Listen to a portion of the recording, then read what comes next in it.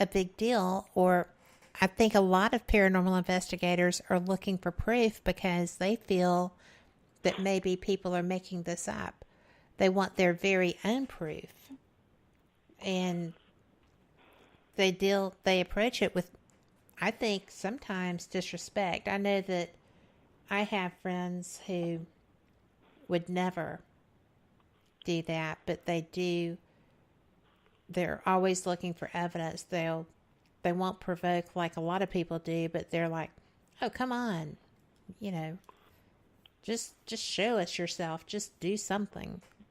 Well, you're asking it. You're not giving it specifics, and you don't know what's going to happen then. Well, the more I've seen and experienced since when I entered the paranormal was 2011, and I didn't know my ass from a hole in the ground. Okay, I watch TV. Right. I don't have cable. I don't have satellite. So I didn't know any of the abbreviations, EMFs and stuff like that. I knew nothing about these programs that are on TV, like Ghost Hunters and things like that. So, I was sort of ignorant. And I was kind of surprised at how they're marketing paranormal. Yes. They're marketing it like it's a fun thing. Yes. It's really not. I've known a couple people that absolutely lost their minds. Yes. They lost they lost their wives, then their marriage, then they lost their jobs, then they're incapacitated, and all over paranormal. And I'm not expert enough to be able to tell you why, because I know it's not demonic. People like to say, "Well, it's demonic." I know a lot about demons. I mean, I spent time with an exorcist personally. Yeah, and there's very few. If you want to talk about true exorcisms, this year in the United States, there might be 4 or 5 real ones. The rest of them are not. They're either the person's mentally ill, or they're on drugs, or they've got a problem, some sort of psychological problem. But with some of these people that crashed and burned, their lives, they're affected by something. It's a negative influence. One of my friends who is an exorcist calls it a demonic influence. And his theory is a pretty good one. Given our culture, we have everything at our fingertips. True. Every kind of sin is at our fingertips. We can gamble. We can call an escort service. We can get drugs. You can do whatever the hell you want. And our country has really become a terrible place. I mean, we got child prostitution and missing people, basically slave trade. So his theory is that, all demonists do really is point you in a direction. They no longer have to occupy you. And I kind of have to believe that. It's hard not to, right? I'm sorry? I said it's difficult not to, because it's, like you said, all you need is to be led. And especially the sex trafficking, I mean, that is such a vast trade. It just blows my mind every time I hear somebody talking about that. But it really is like that little whisper in your ear, that whisper and that nudge in your brain that can lead you down the path. And that's what these things do, and very well.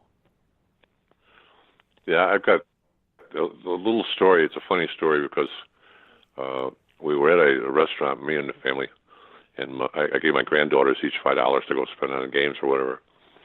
And my one granddaughter came to me and she said, "I'm going to go play the game where you have the hook and you bring out the animal if you can't catch it." And I told her, "Go ahead." I said, "But do me a favor." She said, "What?" And I said, "You're not going to get the animal." I said, "It's going to fall off." I said, "And then when it does," I said, "you're going to hear a little voice in your head that says, 'Try it again, try it again.'" I said, "Don't try it again." Went about my business, and And 15 minutes later, she comes running up, Papa, Papa. I said, what? She goes, I heard the voice. Oh, wow. Well, there you That's all go. it has. That's all it has to be today. Yes. And I get upset when people call themselves exorcists and demonologists and things. Because I'll meet a demonologist and I'll ask him, give me the first 12 demons in the hierarchy of hell. No one's ever told me that yet. And they got certification and they got something off the internet. And Oh, please. I know some of those exorcists. yeah, and it's a joke. I mean, I met one guy he exorcised 9 demons in one night. They're delusional. So They are delusional. I know somebody who always is sporting a black eye or a cut on the forehead or whatever because they've been tossed around the room by demons. And I'm just like, you wouldn't go back.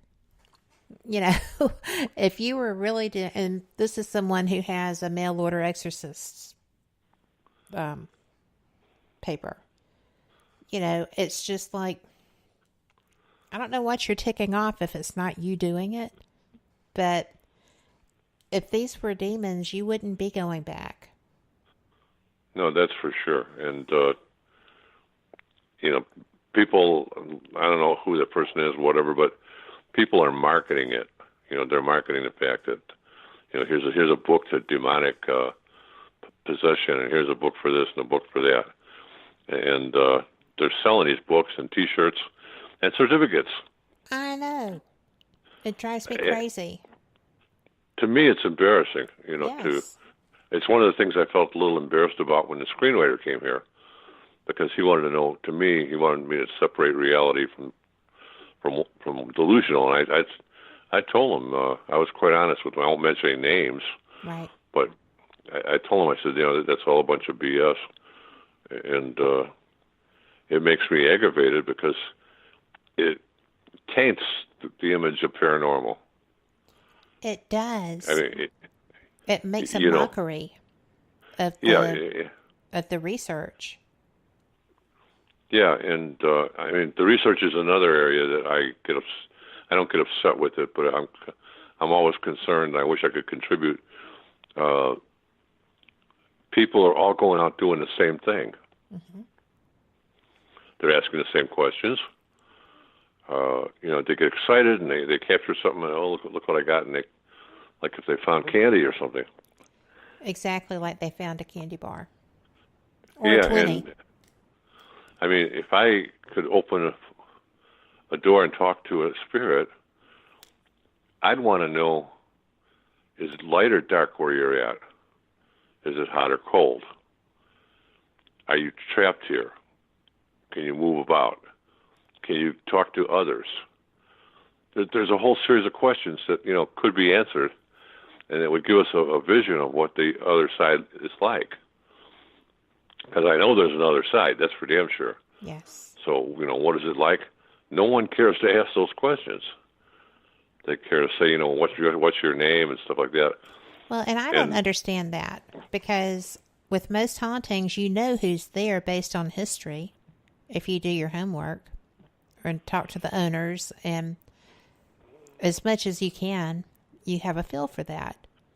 But the things like you're saying, those are things that you're only going to hear from a spirit, in my opinion. I've done investigations where there was a spirit who had other spirits trapped because I felt like they thought they couldn't leave because he was the boss of them, or whatever terminology would apply. But, I finally just said, look, if you don't want to be here, nobody has dominion over you but your creator. And that same creator has dominion over him. And so if you want to go, just go. And they did. And that individual was ill and made no hesitation about showing that they were ill. But it was just kind of like, No, you don't get to bully people, even in death. That's just crazy. But Yeah, like I said, there were. yeah. Go ahead. I'm sorry. I was just going to say that they tried to create a repercussion, and all they did was make a strong wind and like whack me with the wind, which was, I don't know if they were trying to run through me or what it was, but there wasn't a lasting effect that I'm aware of. So it was a human spirit, in my Well, opinion. I've got a number of things that I firmly believe. One of them is they lie. Yes. They lie. And everything that they do is intended on attracting you and keeping you occupied with them. So whether it's a Ouija board, which is the most obvious, Yeah. I never heard of anybody getting on a Ouija board and saying, I want to talk to my grandmother, and the board come back and saying, you're talking to me, the Prince of Hell, That just don't happen. It doesn't scare I you. have not seen that happen yet. I have had people that got fooled by one and experienced a negative outcome, but I've never had it be honest like that. Well, beyond Ouija boards, I believe it's everything. Like the voice Crystal boxes balls. and such. Yep. Anything Because used you're for looking, divination. yeah, you're looking to break through, and so I think it's all dangerous.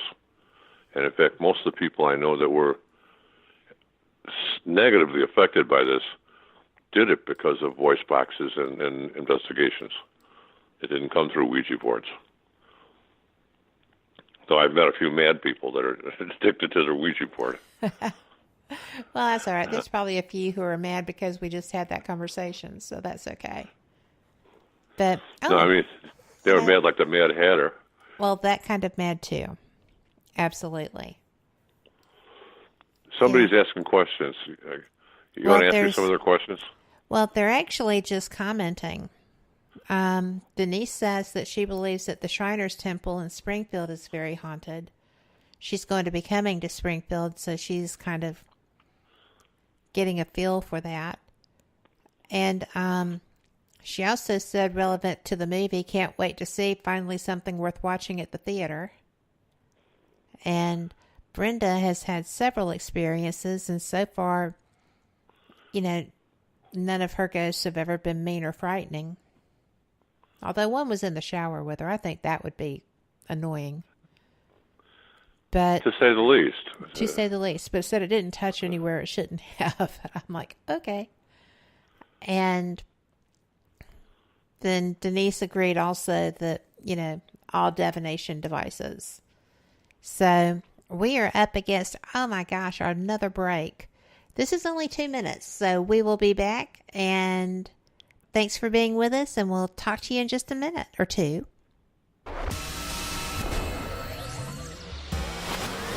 You are listening to WBHM Digital Broadcasting, Birmingham, Alabama.